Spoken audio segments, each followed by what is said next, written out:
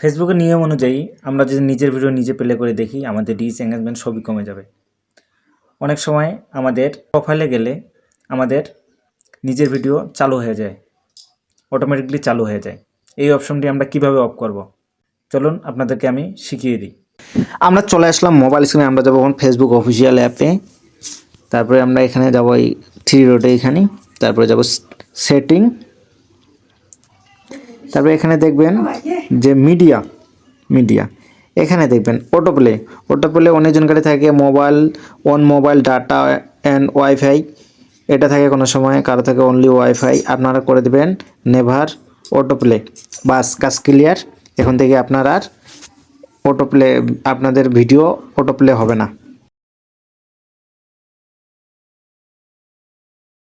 ধন্যবাদ।